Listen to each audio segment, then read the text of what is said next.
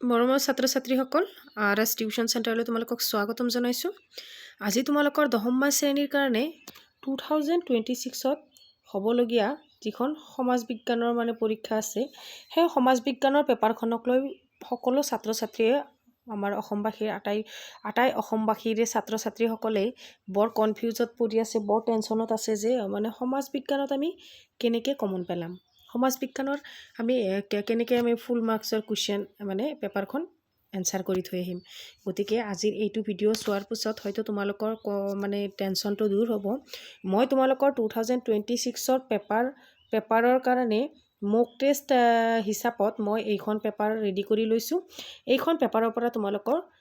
80% common হ'ব বুলি মই তোমালোকক চিয়'ৰ দিব পাৰোঁ। গতিকে তোমালোকে যদি ভিডিঅ'টো স্কিপ নকৰাকৈ প্ৰথমৰ পৰা শেষলৈ চাই যোৱা, তেতিয়াহ'লে হয়তো 2026ত হ'বলগীয়া যিখন সমাজ বিজ্ঞানৰ পেপাৰ আছে সেই পেপাৰখন ভালকৈ দিব পাৰিবা। গতিকে ভিডিঅ'টো ষ্টাৰ্ট কৰাৰ আগতে তোমালোকক মই এষাৰ কথা কৈ লওঁ। তোমালোকে যিহেতু পৰীক্ষা আহিয়ে গৈছে, গতিকে তোমালোকে মনৰ যিটো ভয় ভাৱ, সেই ভয় ভাৱটো আঁতৰাই পূৰা কনফিডেঞ্চ লৈ যাতে পৰীক্ষাত বহিব পাৰা, যাতে ছ'চিয়েল ছায়েন্সত তোমালোকে সকলো ছাত্ৰ ছাত্ৰীয়ে এইখন পেপাৰক লৈয়ে টেনশ্যন কৰি আছে। গতিকে ছ'চিয়েল ছায়েন্সতো একো ভয় নাই, তোমালোকে এতিয়া পঢ়িবলৈ ষ্টাৰ্ট কৰা। এই ভিডিঅ'টো প্ৰথমৰ পৰা শেষলৈ চোৱা। অলপ সময় গ'লেও মোৰ লগত মই যিখিনি কথা ক'ম, বৰ ইম্পৰ্টেণ্ট কথা ক'ম, এইখিনি সময় তোমালোকে দিয়া। বহুতো সময় অনিষ্ট কৰা, অতিবাহিত কৰা, কিন্তু এই ভিডিঅ'ৰ গোটেইখিনি প্ৰথমৰ পৰা শেষলৈ চাই যোৱা। গতিকে চোৱা, সমাজ বিজ্ঞান, ইয়াতে সম্পূৰ্ণ নম্বৰ থাকিব তোমালোকৰ 90, তাৰ পৰা তোমালোকে 27 পাব লাগিব, ঠিক আছে। গতিকে চোৱা, ইয়াতে MCQ আছে আৰু গোটেইখিনি লং কুৱেশ্যন মই গোটেইখিনি লৈ আহিছোঁ। চাবা, ক অংশ, তলত দিয়া প্ৰশ্নবোৰৰ শুদ্ধ উত্তৰটো বাছি উলিওৱা। ইয়াতে MCQখিনিৰ কথা কৈছে। MCQখিনি তোমালোকৰ প্ৰথমত থাকিব আৰু OMR ছিটখন কেনেকৈ ফিল আপ কৰিবা নেক্সট ভিডিঅ'ত মই তোমালোকক বনাই দিম। যদি তোমালোকক লাগে যে মক টেষ্ট এই MCQ যে আমি OMR ছিটখন যে কেনেকৈ ফিল আপ কৰিম, সেই ফিল আপ কৰিব যদি তোমালোকে জানা, একো কথা নাই। যদি ভিডিঅ' লাগে তেতিয়াহ'লে মোক কমেণ্ট কৰিবা, ঠিক আছে। চোৱা, 1 নম্বৰ প্ৰশ্নটো চোৱা। ঐক্যবদ্ধ বংগ এটা বৃহৎ শক্তি, দ্বিখণ্ডিতকৰণেৰে বৃহৎ বংশ শক্তিক ভাঙি চিঙি চুৰমাৰ কৰিব। কথাষাৰ কাৰ উক্তি? Most important question. গোটেইখিনি ইম্পৰ্টেণ্ট কুৱেশ্যন মই আজিৰ ভিডিঅ'টোত লৈ আহিছোঁ। গতিকে ইয়াৰ এনচাৰটো কি হ'ব তোমালোকে কোৱাচোন। এটা হৈছে ভাৰত সচিব হাৰ্বাৰ্ট ৰিজলিৰ, লৰ্ড কাৰ্জনৰ, উইলিয়াম ৱাৰ্ডৰ, লৰ্ড উইলিয়াম বেণ্টিংকৰ। গতিকে চোৱা, ইয়াৰে এনচাৰটো কি হ'ব প্ৰথমতে তোমালোকে দিবলৈ চেষ্টা কৰা। কাৰ কিমানটা এনচাৰ শুদ্ধ হয় মোক কমেণ্ট ছেকশ্যনত জনাবা। চোৱা, কোনটো এনচাৰ শুদ্ধ হয় চোৱা, ক'ব পাৰানে? চোৱা কি হ'ব ইয়াৰে 1 নম্বৰটোৰ শুদ্ধ এনচাৰ কি হ'ব? এইটো ইয়াৰে ক নম্বৰ এনচাৰটো শুদ্ধ হ'ব। তোমালোকৰ লগত মিলিছেনে যে ভাৰত সচিব হাৰ্বাৰ্ট ৰিজলিৰ এইটো উক্তি, ঠিক আছে। তাৰে পিছত 2 নম্বৰ প্ৰশ্নটো চাবা। 1911 চনৰ 12 ডিচেম্বৰ তাৰিখে দিল্লীত অনুষ্ঠিত ৰাজ অভিষেক অনুষ্ঠানত তলত দিয়া কোনকেইটা সিদ্ধান্ত ঘোষণা কৰা হৈছিল? তোমালোকে অলপ মনোযোগ দি কুৱেশ্যনটো ভালকৈ পঢ়ি ল'বা প্ৰথমতে, তাৰপাছত বুজি ল'বা, তাৰপিছতহে এনচাৰটো কৰিবা, ঠিক আছে। ইয়াতে চোৱা,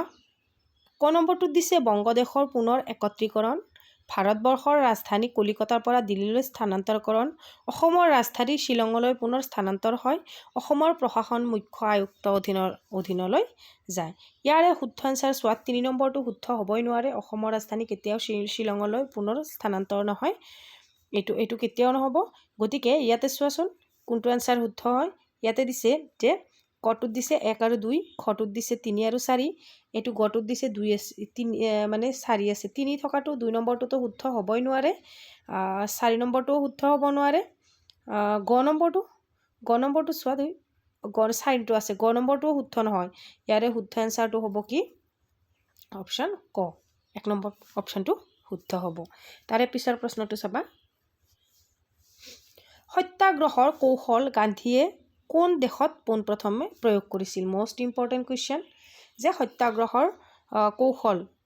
গান্ধীয়ে কোন দেশত পোনপ্ৰথমে প্ৰয়োগ কৰিছিল ইয়াৰ এনসাৰটো তোমালোকে ক'ব পাৰানে চেষ্টা কৰি চোৱা ভাৰতবৰ্ষত দক্ষিণ আফ্ৰিকাত ইংলেণ্ডত নে ইজিপ্তত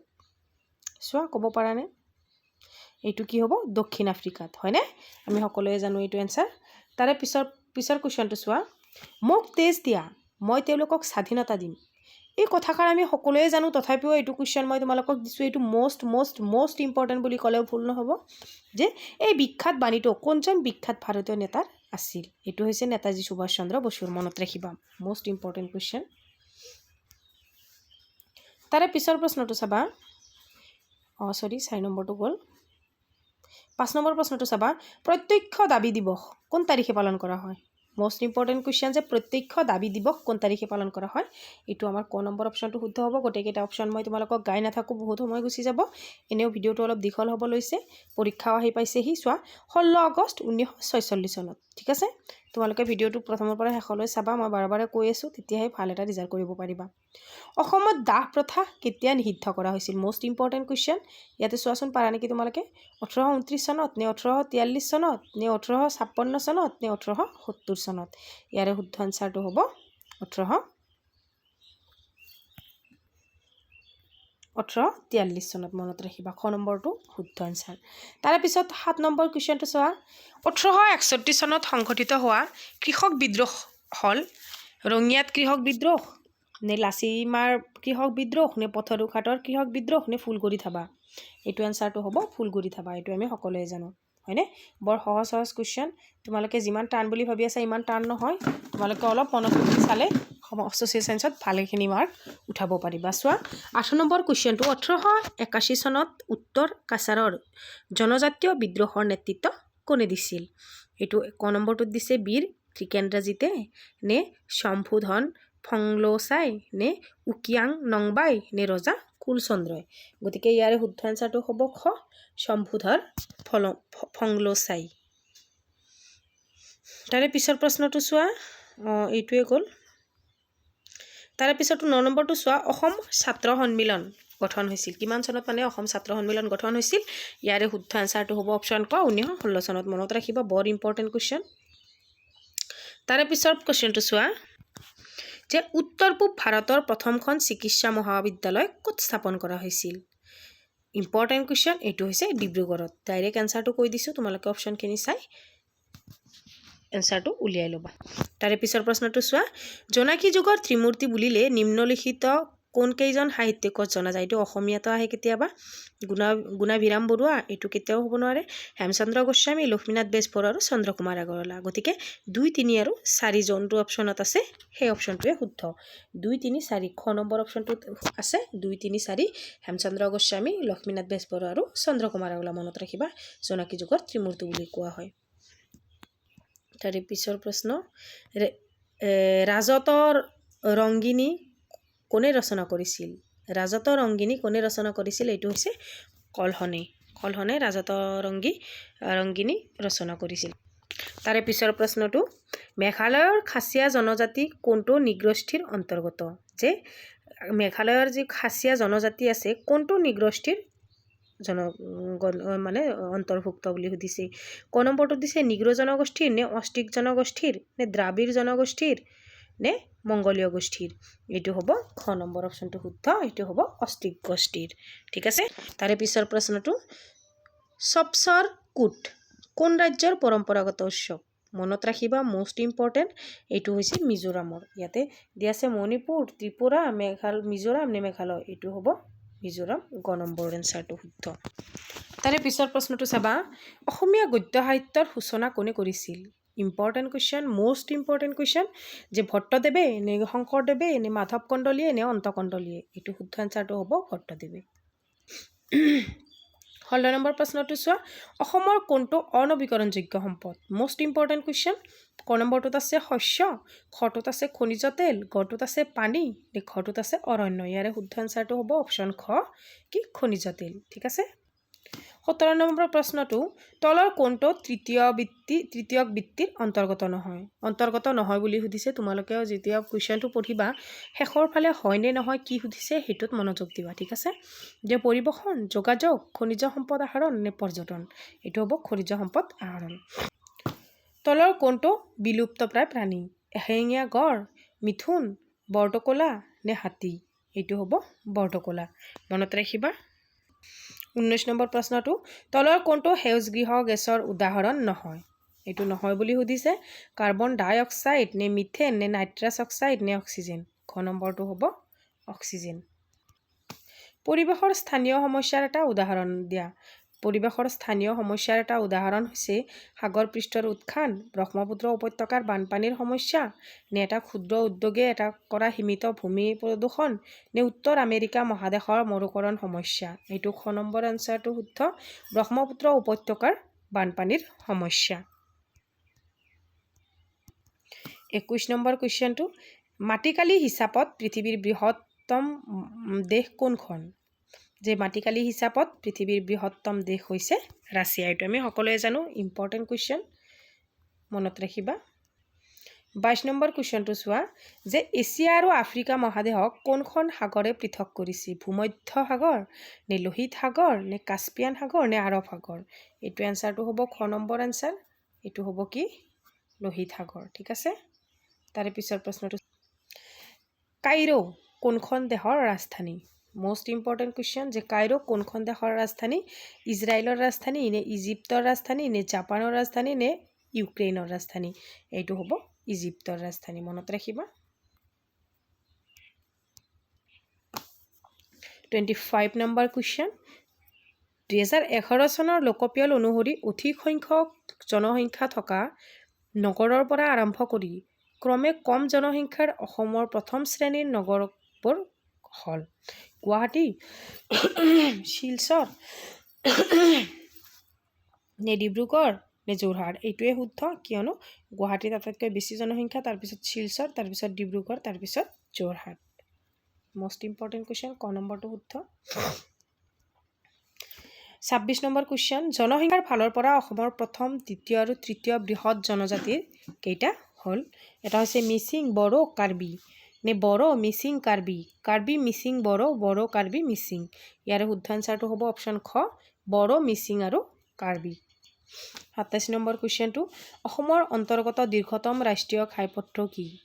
যে অসমৰ অন্তৰ্গত দীৰ্ঘতম ৰাষ্ট্ৰীয় ঘাইপথ হ'ল 31 নং ৰাষ্ট্ৰীয় ঘাইপথ 37 নং ৰাষ্ট্ৰীয় ঘাইপথ 52 নং ৰাষ্ট্ৰীয় ঘাইপথ নে 54 নং ৰাষ্ট্ৰীয় ঘাইপথ এইটো হ'ব 31 নং ৰাষ্ট্ৰীয় ঘাইপথ অসমৰ আটাইতকৈ বৃহৎ কৃষিভিত্তিক উদ্যোগ কোনটো ৰবৰ উদ্যোগ ৰেশম উদ্যোগ কাগজ উদ্যোগ নে চাহ উদ্যোগ এইটো হ'ব চাহ উদ্যোগ ঠিক আছে 29 নম্বৰ কোৱেশ্চনটো তলত উল্লেখ কৰা কোনজন ব্যক্তি ভাৰতৰ সংবিধান খচৰা সমিতিৰ সদস্য আছিল ক নম্বৰটো হ'ব ডক্টৰ ৰাজেন্দ্ৰ প্ৰসাদ খ নম্বৰটো হ'ব ডক্টৰ সচিদানন্দ সিনহা গ নম্বৰটো হ'ব সৈয়দ মোহাম্মদ সাদুল্লাহ নে গোপীনাথ বৰদলৈ এইটো গ নম্বৰ অপশ্যনটো শুদ্ধ যে সৈয়দ মোহাম্মদ সাদুল্লাহ মনত ৰাখিব 30 নম্বৰ কোৱেশ্চন তলত দিয়া বিকল্পবোৰৰ পৰা ভাৰতৰ যুক্তৰাষ্ট্ৰীয় ব্যৱস্থাৰ বৈশিষ্ট্য বাছি উলিওৱা যে অংগৰাজ্যসমূহৰ বাবে সুকীয়া সংবিধানৰ ব্যৱস্থা দ্বৈত নাগৰিকত্ব ইয়াতে দিছে ক নম্বৰটো কেৱল 1 নম্বৰটো শুদ্ধ কেৱল 2 নম্বৰটো শুদ্ধ গ নম্বৰটো দিছে 1 আৰু 2 উভয়ে শুদ্ধ আৰু ঘ নম্বৰটো দিছে 1 আৰু 2 উভয়ে অশুদ্ধ এতিয়া চোৱা তোমালোকে আনসাৰটো ক'ব পাৰা নে চোৱা ইয়াৰে শুদ্ধ আনসাৰটো হ'ব ঘ 1 আৰু 2 উভয়ে অশুদ্ধ মনত ৰাখিবা ৰাষ্ট্ৰসংঘ দিৱস কোন তাৰিখে পালন কৰা হয় 24 আগষ্ট 24 অক্টোবৰ 21 জুন 5 ছেপ্টেম্বৰ এইটো হৈছে 24 অক্টোবৰ মনত ৰাখিবা ৰাষ্ট্ৰসংঘ দিৱস এইটো আমি সকলোৱে জানো হয়নে ৰাষ্ট্ৰসংঘৰ বৰ্তমান সদস্য ৰাষ্ট্ৰৰ সংখ্যা কিমান 129খন ৰাষ্ট্ৰসংঘৰ বৰ্তমানৰ সদস্য ৰাষ্ট্ৰৰ সংখ্যা কিমান এইটো হ'ব 129খন মনত ৰাখিবা ইম্পৰ্টেন্ট কোৱেশ্চন চোৱা ৰাষ্ট্ৰসংঘৰ বৰ্তমান সচিব প্ৰধান কোন টাইফ হালডান লি এণ্টনিও গুটেৰেছ কফি আন্নান আৰু ৱেন কি মুন ইয়াৰে শুদ্ধ আনসাৰটো হ'ব এণ্টনিও গুটেৰেছ খ নম্বৰটো শুদ্ধ যে আন্তৰ্জাতিক অনুষ্ঠান আৰু সেইবিলাকৰ মুখ্য কাৰ্যালয়ৰ পৰিপ্ৰেক্ষিতত অমিলটো বাছি উলিওৱা উত্তৰ আটলান্টিক চুক্তি সংগঠন NATO, ব্ৰুছেল। খ নম্বৰটো চোৱা আন্তঃৰাষ্ট্ৰীয় ক্ৰিকেট পৰিষদ ICC নতুন দিল্লী, দক্ষিণ এছিয়া আঞ্চলিক সহযোগিতা সংস্থা SAARC কাঠমাণ্ডু, ৰাষ্ট্ৰসংঘ UNO নিউয়ৰ্ক। খ নম্বৰটো শুদ্ধ আনচাৰ যে আন্তঃৰাষ্ট্ৰীয় ক্ৰিকেট পৰিষদ ICC নতুন দিল্লী, ICCৰ মুখ্য কাৰ্যালয় ডুবাইত অৱস্থিত। ঠিক আছে, মনত ৰাখিবা, ইয়াৰ পৰা নেক্সট বেলেগ এটা কুৱেশ্যনো হ'ব পাৰে। চোৱা 35 নম্বৰ কুৱেশ্যনটো, ৰাষ্ট্ৰসংঘৰ সাধাৰণ সভাই নিম্নোক্ত কোনটো অংগৰ অনুমোদনক্ৰমে সচিব প্ৰধানক নিয়োগ কৰে? ইয়াতে হ'ব আন্তৰ্জাতিক ন্যায়ালয়, নে অৰ্থনৈতিক আৰু সামাজিক পৰিষদ, নে ন্যায়ৰক্ষী পৰিষদ, নে নিৰাপত্তা পৰিষদ? ইয়াৰে শুদ্ধ আনচাৰটো হ'ব আনচাৰ খ, নিৰাপত্তা পৰিষদ। তাৰে পিছৰ প্ৰশ্নটো চোৱা, তলৰ কোনকেইটা বিকল্প মুদ্ৰাৰ বৈশিষ্ট্য? সাধাৰণ গ্ৰহণযোগ্যতা, নে পূৰ্ণ সাদৃশ্যতা, তাৰল্য গুণ, নে মূল্যৰ স্থিৰতা?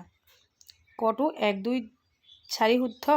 ইয়াৰে শুদ্ধ আনচাৰটো হ'ব ঘ নম্বৰ গোটেইকেইটা শুদ্ধ। ঠিক আছে, অলপ ক্ৰিটিকেলকৈ কেনেকৈ দিছে হয়নে, তোমালোকে অলপ বুজি লৈ ডাইৰেক্ট তোমালোকে অপশ্যনত উলিয়াবা যে কোনটো কোনটো শুদ্ধ, এইটো শুদ্ধ হয়, সেইটো কোনটো অপশ্যনত আছে, বুজি পাইছানে? তেতিয়াই সহজ হৈ পৰিব। চ' তাৰে পিছৰ কুৱেশ্যনটো, তলত দিয়া বিকল্পবোৰৰ পৰা মুদ্ৰাৰ মুখ্য কাৰ্য দুটা চিনাক্ত কৰা। মুদ্ৰা হৈছে বিনিময়ৰ মাধ্যম। মুদ্ৰাই সা সামগ্ৰীৰ মূল্যৰ মাপকাঠি হিচাপে কাৰ্য সম্পাদনা কৰে। মুদ্ৰাই স্থগিত দেনা পাওনাৰ মানদণ্ড হিচাপে কাৰ্য সম্পাদনা কৰে। মুদ্ৰাই মূল্যৰ ভাণ্ডাৰ হিচাপে কাৰ্য সম্পাদন কৰিব লাগে। গতিকে ইয়াতো চোৱা 1 আৰু 2টো শুদ্ধ হ'ব। ঠিক আছে, তাৰে পিছৰ প্ৰশ্নটো চোৱা যে ভাৰতবৰ্ষৰ কেন্দ্ৰীয় বেংকটোৰ নাম হ'ল ভাৰতীয় ষ্টেট বেংক, নে ভাৰতীয় ৰিজাৰ্ভ বেংক, নে bank of Hindustan, United bank of India? এইটো হ'ব ভাৰতীয় ৰিজাৰ্ভ বেংক। গ নম্বৰটো শুদ্ধ, এইটো প্ৰায় আহিয়ে থাকে। তাৰে পিছৰ প্ৰশ্নটো চোৱা যে তলৰ কোনটো বাণিজ্যিক বেংকৰ কাৰ্য নহয় বুলি সুধিছে, মনত ৰাখিবা যে বাণিজ্যিক বেংকে সঞ্চয় সংগ্ৰহ কৰে, বাণিজ্যিক বেংকসমূহে ঋণৰ যোগান ধৰে, নে বাণিজ্যিক বেংকসমূহে ঋণৰ মুদ্ৰা সৃষ্টি কৰে, নে বাণিজ্যিক বেংকে কাগজী মুদ্ৰাৰ ছপা কৰে? ইয়াৰে ঘ নম্বৰটো শুদ্ধ যে বাণিজ্যিক বেংকে কাগজী মুদ্ৰা ছপা কৰে, এইটো কেন্দ্ৰীয় বেংকৰ কাৰ্য হয়নে? চোৱা 40 নম্বৰ কুৱেশ্যনটো, NABARD নাবাৰ্ড, এইটোৰ ওপৰত তোমালোকৰ কুৱেশ্যন এটা আহিবই। মই তোমালোকক আগতীয়াকৈ ছ'চিয়েল ছায়েন্সৰ ক্লাছ 10ৰ ভিডিঅ' বনাই দিছোঁ, মানে তোমালোকে প্লেলিষ্টত গৈ চাই ল'ব পৰা। এই নাবাৰ্ডৰ ওপৰত এটা কুৱেশ্যন থাকিবই, প্ৰতিবাৰ আহি আছে, এইবাৰো আহিব। গতিকে চোৱা যে নাবাৰ্ডৰ মুখ্য কাৰ্যালয় ক'ত অৱস্থিত বা নাবাৰ্ডৰ ফুল ফৰ্ম কি, এই দুটা বস্তু তোমালোকে চাই থবা। নাবাৰ্ডৰ মুখ্য কাৰ্যালয় কলকাতাত অৱস্থিত, নে মুম্বাইত, নে চেন্নাইত, নে নতুন দিল্লীত? এইটো হ'ব চেন্নাইত। ঠিক আছে, তাৰে পিছৰ প্ৰশ্নটো চোৱা, ভাৰতবৰ্ষত প্ৰথম পঞ্চবাৰ্ষিক পৰিকল্পনাই সামৰি লোৱা কালচোৱা হ'ল 1 এপ্ৰিল 1951 পৰা 31 মাৰ্চ 1956 চনলৈ। এইটোৱে শুদ্ধ আনচাৰ। আমি সকলোৱে জানো যে ভাৰতবৰ্ষৰ পঞ্চবাৰ্ষিক পৰিকল্পনাই সামৰি লোৱা কালচোৱা হ'ল 1 এপ্ৰিল 1951 পৰা 31 মাৰ্চ 1956। ঠিক আছে, তাৰে পিছৰ কুৱেশ্যন যে 2015 চনত গঠিত নীতি আয়োগৰ অধ্যক্ষ কোন? আকৌ নীতিৰ ওপৰত এটা কুৱেশ্যন তোমালোকৰ থাকিব। একবাৰে মানে 100% চিয়'ৰ কৰি দিব পাৰোঁ যে এই নীতিৰ ওপৰত তোমালোকৰ এটা কুৱেশ্যন থাকিবই, বুজি পাইছানে? নীতিৰ ফুল ফৰ্ম কি বা নীতিৰ অধ্যক্ষ কোন, নীতিৰ মানে ওপৰত এটা থাকিবই। আৰু 1 নম্বৰটোত দিছে ভাৰতৰ ৰাষ্ট্ৰপতি, ভাৰতৰ প্ৰধানমন্ত্ৰী, ভাৰতীয় ৰিজাৰ্ভ বেংক গভৰ্ণৰ, ভাৰতৰ উপৰাষ্ট্ৰপতি। ইয়াৰ শুদ্ধ আনচাৰটো হ'ব ভাৰতৰ প্ৰধানমন্ত্ৰী, মনত ৰাখিবা। দেশৰ আৰ্থিক ব্যৱস্থাৰ ওপৰত থকা ৰাষ্ট্ৰৰ নিয়ন্ত্ৰণত শিথিলকৰণ কৰা কাৰ্য কোৱা হয় বিত্তীয় অন্তৰ্ভুক্তিকৰণ, ব্যক্তিগতকৰণ, উদাৰীকৰণ, নে গোলকীকৰণ? এইটো হ'ব উদাৰীকৰণ। ঠিক আছে, তাৰপিছত 44 নম্বৰ কুৱেশ্যন, ব্যক্তিগতকৰণ হ'ল চৰকাৰী খণ্ডৰ অধীনত থকা প্ৰতিষ্ঠানসমূহ বেচৰকাৰী খণ্ডলৈ মুকলি কৰি দিয়া নীতি, নে দেশ এখন অৰ্থনীতিৰ সৈতে বিশ্বৰ অন্যান্য দেশৰ অৰ্থনীতিৰ সংযোগ স্থাপন কৰা, নে দেশৰ আৰ্থিক ব্যৱস্থাৰ ওপৰত ৰাষ্ট্ৰীয় নিয়ন্ত্ৰণৰ শিথিলকৰণ, নে এটা প্ৰক্ৰিয়া য'ত অৰ্থনৈতিক উন্নয়ন সুফলবোৰ সমাজৰ সকলো লোকে সাঙুৰি লোৱাটো সুনিশ্চিত কৰে? ইয়াৰ শুদ্ধ আনচাৰটো হ'ব অপশ্যন ক, যে কি চৰকাৰী খণ্ডৰ অধীনত থকা প্ৰতিষ্ঠানসমূহ বেচৰকাৰী খণ্ডলৈ মুকলি কৰি দিয়া নীতি ঠিকই আছে তাৰে পিছত আজিৰ ভিডিঅ'টোৰ মানে MCQ শেষৰটো MCQ চোৱা 45 নম্বৰ MCQ যে দেশৰ মুঠ জাতীয় আয়ক মুঠ জনসংখ্যাৰে ভাগ কৰিলে আমি কি পাওঁ মনোযোগ দিবা যে জনমূৰি আয় মানৱ উন্নয়ন সূচাংক নে প্ৰত্যাশিত আয়ু নে মুঠ ঘৰুৱা উৎপাদন জনমূৰি আয় আচ্ছা গতিকে MCQ শেষ এতিয়া আহিছোঁ আমি খ নম্বৰ মানে খণ্ডলৈ গতিকে চোৱা 46 নম্বৰৰ পৰা তোমালোকৰ লং কুৱেশ্যন আহিব সেই লং কুৱেশ্যনসমূহ কেনেকুৱা ধৰণৰ আহিব সেই গোটেইখিনি মই দি দিছোঁ 46 নম্বৰ কুৱেশ্যনটোত কি দিছোঁ চোৱা স্বদেশী আন্দোলনৰ 4টা অৱদান চমুকৈ বৰ্ণনা কৰা মোষ্ট ইম্পৰ্টেণ্ট গতিকে ইয়াতে মই লিখি দিছোঁ চোৱা স্বদেশী আন্দোলনৰ 4টা প্ৰধান অৱদান আত্মনিৰ্ভৰশীলতাৰ প্ৰসাৰ এই আন্দোলনে ভাৰতীয়সকলৰ মাজত আত্মনিৰ্ভৰশীলতাৰ মানে আত্মশক্তি ভাৱ জগাই তুলিছিল ইয়াৰ ফলত বহুতো থলুৱা উদ্যোগ যেনে কাপোৰ মিল চাবোন আৰু জুইশলা কাৰখানা বেংক আদি প্ৰতিষ্ঠা হৈছিল ই ব্ৰিটিছ সামগ্ৰীৰ ওপৰত নিৰ্ভৰশীলতা কমাইছিল আৰু ভাৰতীয় অৰ্থনীতিক শক্তিশালী কৰিছিল এইটো হৈছে 1 নম্বৰটো 2 নম্বৰ পইণ্টটো চোৱা ৰাষ্ট্ৰীয় শিক্ষাৰ বিকাশ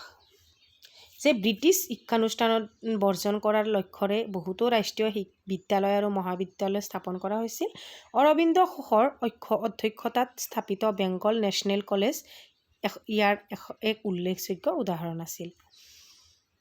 কেতিয়াবা এনেকৈ শৰ্ট কুৱেশ্যনো এটা আহি যাব পাৰে যে বেংগল নেশ্যনেল কলেজ অধ্যক্ষ কোন আছিল কলেজৰ এইটো হৈছে অৰবিন্দ ঘোষ মনত ৰাখিবা 3 নম্বৰ পইণ্টটো চোৱা যে সাংস্কৃতিক জাগৰণ এই আন্দোলনে এক সাংস্কৃতিক জাগৰণৰ সূচনা কৰিছিল ই ৰাষ্ট্ৰীয়বাদী কবিতা গদ্য আৰু সাংবাদিকতাত অনুপ্ৰাণিত কৰিছিল শিল্পী আৰু লেখকসকলে ভাৰতীয় পৰম্পৰা আৰু ইতিহাসৰ পৰা প্ৰেৰণা লৈছিল যিয়ে জাতিটোৰ সাংস্কৃতিক পৰিচয় আৰু গৌৰৱক শক্তিশালী কৰিছিল মনত ৰাখিবা তাৰপিছত 4 নম্বৰ পইণ্টটো হৈছে ৰাজনৈতিক সচেতনতা আৰু গণ অংশগ্ৰহণ যে স্বদেশী আন্দোলনে প্ৰথমবাৰৰ বাবে ভাৰতীয় সমাজ বৃহৎ অংশক বিশেষকৈ ছাত্ৰ ছাত্ৰী মহিলা আৰু মধ্যবিত্ত শ্ৰেণীক ৰাজনীতিৰ জড়িত কৰিছিল ই তেওঁলোকক বৰ্জন আৰু নিষ্ক্ৰিয় প্ৰতিৰোধৰ দৰে নতুন ৰাজনৈতিক কৌশল শিকাইছিল যিবোৰ পৰৱৰ্তী সময়ত মহাত্মা গান্ধীয়ে সফলভাৱে ব্যৱহাৰ কৰিছিল ঠিক আছে এইটোৱে হৈছিল আমাৰ 1 নম্বৰটোৰ কুৱেশ্যন আনসাৰ চোৱা 1 নম্বৰ মানে 46 নম্বৰ কুৱেশ্যনটো এবাৰ আহিছোঁ 47 নম্বৰ কুৱেশ্যনলৈ চোৱা ভাৰত ত্যাগ আন্দোলনৰ এটি চমু বিৱৰণ দিয়া এই আন্দোলনক কিয় আগষ্ট বিপ্লৱ বোলা হয় মোষ্ট ইম্পৰ্টেণ্ট এইটো বহুতবাৰ ধৰি এনেকৈ কুৱেশ্যন এইটো আহি আছে এইবাৰো ভালেখিনি চান্স আছে আহাৰ গতিকে তোমালোকে চাবা প্ৰথমে এনসাৰটোত চাবা ভাৰত ত্যাগ আন্দোলনৰ বিৱৰণ সেপাৰেটকৈ আহিব পাৰে যে ভাৰত ত্যাগ আন্দোলন আছিল 1942 চনৰ 8 আগষ্ট মহাত্মা গান্ধীৰ নেতৃত্বত আৰম্ভ হোৱা এক গণ আইন অমান্য আন্দোলন সৰ্বভাৰতীয় কংগ্ৰেছ কমিটিৰ বোম্বাইৰ অধিৱেশনত গান্ধীজীয়ে ভাৰতৰ ব্ৰিটিছ শাসন অৱসান ঘটোৱাৰ দাবী জনাই কৰিম কিম্বা মৰিম ডু অৰ ডাই ধ্বনি দিছিল আৰু পৰীক্ষা তেনেকৈও আহিব পাৰে ডু অৰ ডাই এইটো কাৰ বা মানে গান্ধীজীয়ে কি মানে হেৰি দিছিল কৰিম কিম্বা মৰিম এনেকৈ শৰ্ট কুৱেশ্যন আহি যাব পাৰে যি কি নহওক তোমালোকে পাৰিবা চোৱা ব্ৰিটিছ চৰকাৰে ইয়াৰ প্ৰত্যুত্তৰ গান্ধীজীকে ধৰি কংগ্ৰেছৰ প্ৰায় সকলো শীৰ্ষ নেতাক গ্ৰেপ্তাৰ কৰে নেতাৰ অনুপস্থিতিত এই আন্দোলন স্বতঃস্ফূৰ্ত হৈ পৰে আৰু সমগ্ৰ দেশতে জনসাধাৰণৰ ধৰ্মঘট বিক্ষোভ প্ৰদৰ্শন আৰু চৰকাৰী প্ৰতীক যেনে ডাকঘৰ ৰেল ষ্টেচন আদিত আক্ৰমণ চলায় ই ভাৰতৰ স্বাধীনতা সংগ্ৰামৰ অন্তিম আৰু আটাইতকৈ নিৰ্ণায়ক গণ আন্দোলন আছিল আগষ্ট বিপ্লৱ বোলাৰ কাৰণ এই আন্দোলনক আগষ্ট মাহত 8 আগষ্ট 1942ত আৰম্ভ হৈছিল আৰু ই ব্ৰিটিছ কৰ্তৃপক্ষৰ বিৰুদ্ধে এক ব্যাপক বৈপ্লৱিক গণ অভ্যুত্থানৰ ৰূপ লৈছিল সেয়েহে ইয়াক আগষ্ট বিপ্লৱ বুলি বা আগষ্ট ক্ৰান্তি বুলিও কোৱা হয় আগষ্ট বিপ্লৱক আৰু কি বুলি কোৱা হয় এনেকৈও শৰ্ট কুৱেশ্যন আহিব পাৰে শৰ্ট কুৱেশ্যনৰ তাৰমানে কেনেকুৱা টাইপৰ আহিব পাৰে তোমালোকে যেনেকৈ নহওক পুংখানুপুংখভাৱে সকলো চাব লাগিব ঠিক আছে তাৰে পিছৰ কুৱেশ্যন 47ৰে নাইবা এটা আছিল যে ভাৰত স্বাধীন আইন 1947 চনৰ মূল দফা কি আছিল এইটো হৈছে 47ৰ নাইবা এটা কুৱেশ্যন গতিকে দুটাৰ এটা লিখিলেই হ'ল মই দুটাৰে এনসাৰ দি দিছোঁ চোৱা এনসাৰত লিখিবা ভাৰতৰ স্বাধীনতা আইন 1947ৰ মূল দফা আছিল 1 নম্বৰটো পইণ্টত লিখিবা বিভাজন আৰু ডমিনিয়ন সৃষ্টি এই আইন অনুসৰি 1947 চনৰ 15 আগষ্টৰ পৰা কাৰ্যকৰী হোৱাকৈ ব্ৰিটিছ ভাৰতক দুখন স্বাধীন ডমিনিয়ন আৰু ভাৰত আৰু পাকিস্তানত বিভক্ত কৰাৰ ব্যৱস্থা কৰা হৈছিল খ নম্বৰটো যে ব্ৰিটিছৰ সাৰ্বভৌমত্বৰ অৱসান ই দেশীয় ৰাজ্যসমূহৰ ওপৰত থকা ব্ৰিটিছ সাৰ্বভৌমত্বৰ অৱসান ঘটাইছিল আৰু তেওঁলোকক ভাৰত আৰু বা পাকিস্তানত যোগদান কৰা বা স্বাধীন হৈ থকাৰ বিকল্প লৈছিল ঠিক আছে তাৰপিছত 3 নম্বৰটো চোৱা সংবিধান সভাৰ ক্ষমতা প্ৰতিখন ডমিনিয়নৰ সংবিধান সভাক নিজৰ ৰাষ্ট্ৰৰ বাবে সংবিধান ৰচনা কৰাৰ আৰু নতুন সংবিধান গৃহীত নোহোৱালৈকে কেন্দ্ৰীয় বিধানসভা হিচাপে কাম কৰাৰ ক্ষমতা প্ৰদান কৰা হৈছিল তেওঁলোকক ব্ৰিটিছ সংসদৰ যিকোনো আইন আনকি স্বাধীনতা আইনখনো বাতিল কৰাৰ ক্ষমতা দিয়া হৈছিল তাৰপিছত 4 নম্বৰ পইণ্টটো চোৱা যে ভাৰত সচিবৰ প্ৰথম পদৰ বিলুপ্তি ভাৰতৰ সচিবৰ পদটো বিলুপ্ত কৰাৰ হৈছিল আৰু তেওঁলোকৰ কাৰ্যাৱলী কমনৱেলথ পৰিক্ৰমা সচিবৰ হস্তান্তৰ কৰা হৈছিল তাৰপিছত চোৱা 48 নম্বৰ কুৱেশ্যন অসমৰ 1857 পৰা 58 চনৰ বিদ্ৰোহত মণিৰাম দেৱানৰ ভূমিকা সম্পৰ্কে আলোচনা কৰা মোষ্ট ইম্পৰ্টেণ্ট কুৱেশ্যন চোৱা অসমত আনচাৰত লিখিব অসমত 1857-58 চনৰ বিদ্ৰোহ সংগঠিত কৰাত মণিৰাম দেৱানে মূল আৰু কেন্দ্ৰীয় ভূমিকা পালন কৰিছিল মই গোটেইখিনি গাই নাথাকো তোমালোকে ইয়াৰ পৰা স্ক্ৰীনশ্বট মাৰি এইখিনি ধুনীয়াকৈ লিখি ল'বা মই ইয়াতে দি দিছো ঠিক আছে এইখিনি হৈছে আনসাৰ নাইবা ইয়াৰ পৰা আকৌ এটা নাইবা কুৱেশ্যন ইয়াতে দিয়া নাই 49 নম্বৰ কুৱেশ্যনটো চোৱা যে অসমীয়া ভাষা উন্নতি সাধিনী সভাৰ ভূমিকা আৰু কাৰ্যাৱলীৰ বিষয়ে আলোচনা কৰা মোষ্ট ইম্পৰ্টেণ্ট কুৱেশ্যন যে 19 শতিকাৰ শেষৰ ফালে অসমীয়া ভাষা সাহিত্য আৰু জাতীয় চেতনাৰ বিকাশত অসমীয়া ভাষা উন্নতি সাধিনী সভাই উহা সভা এক গুৰুত্বপূৰ্ণ আৰু ঐতিহাসিক ভূমিকা পালন কৰিছিল 1888 চনত কলিকতাত পঢ়ি থকা কেইগৰাকীমান অসমীয়া ছাত্ৰৰ উদ্যোগত এই সভা প্ৰতিষ্ঠা হৈছিল গতিকে এইখিনি তেনেকৈ দি দিছো মই তোমালোকে স্ক্ৰীনশ্বট মাৰি লৈ ল'বা ঠিক আছে তাৰে পিছৰ প্ৰশ্নটো চোৱা 50 নম্বৰ ভাৰত যোগবিদ্যাৰ বিষয়ে চমুকৈ লিখা মোষ্ট ইম্পৰ্টেণ্ট কুৱেশ্যন চাবা এনেকৈ ইয়াৰ পৰা লিখি ল'বা স্ক্ৰীনশ্বট মাৰি ল'বা অসমৰ চিত্ৰকলাৰ ঐতিহ্যৰ বিষয়ে চমুকৈ লিখা এইটো মোষ্ট ইম্পৰ্টেণ্ট কুৱেশ্যন সচিত্ৰ পুথি চিত্ৰকলা লোকচিত্ৰকলা ইয়াতে দিয়া আছে স্ক্ৰীনশ্বট মাৰি লোৱা সম্পদ বুলিলে কি বুজা ইয়াৰ প্ৰধান বৈশিষ্ট্যসমূহ উল্লেখ কৰা মোষ্ট ইম্পৰ্টেণ্ট কুৱেশ্যন প্ৰথমতে সম্পদৰ সূত্ৰটো লিখি ল'বা ইয়াতে দি দিছো স্ক্ৰীনশ্বট মাৰি লোৱা তাৰপিছত সম্পদৰ বৈশিষ্ট্যখিনি লিখা এইখিনি হৈছে সম্পদৰ বৈশিষ্ট্য আশা কৰিছোঁ বুজিব পাৰিছা চোৱা তাৰপিছত মাটি প্ৰদূষণ বুলিলে কি বুজায় মাটি প্ৰদূষণৰ কাৰণবোৰ চমুকৈ বৰ্ণনা কৰা চোৱা ইয়াতে মাটি প্ৰদূষণ কি এই গোটেইখিনি তোমালোকে স্ক্ৰীনশ্বট মাৰি লোৱা মই গোটেইখিনিতে গাই থাকিব গ'লে বহুত দেৰি হৈ যাব তোমালোকে স্ক্ৰীনশ্বট মাৰি লৈ লোৱা ইয়াতে 2 আৰু 3 নম্বৰটো দিয়া আছে পইণ্ট ইয়াৰ পৰা স্ক্ৰীনশ্বট মাৰি লোৱা মানে ফটাফট মহাদেশীয় বিস্থাপন সূত্ৰ অনুসৰি পৃথিৱীৰ অৱস্থান আদিতে কেনে আছিল বৰ্ণনা কৰা মোষ্ট ইম্পৰ্টেণ্ট কুৱেশ্যন এইটো স্ক্ৰীনশ্বট মাৰি লোৱা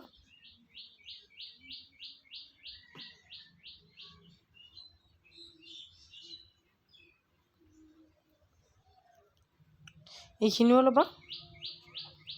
নাইবা দিয়া আছে ইয়াতে চাবা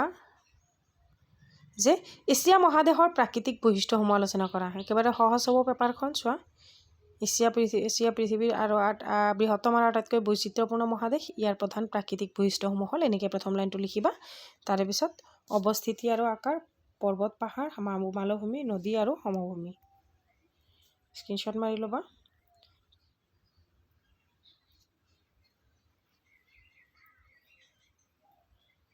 তাৰে পিছত 54 অসমৰ পৰিবহণ ব্যৱস্থাৰ উন্নয়নৰ অন্তৰায় হিচাপে দেখা দিয়া 5টা প্ৰধান কাৰণ উল্লেখ কৰা ইয়াতে এটা কাৰণ আছে স্ক্ৰীনশ্বট মাৰি লোৱা ইয়াতে 2 নম্বৰ কাৰণ 3 নম্বৰ কাৰণ 4 নম্বৰ কাৰণ আৰু 5 নম্বৰ কাৰণ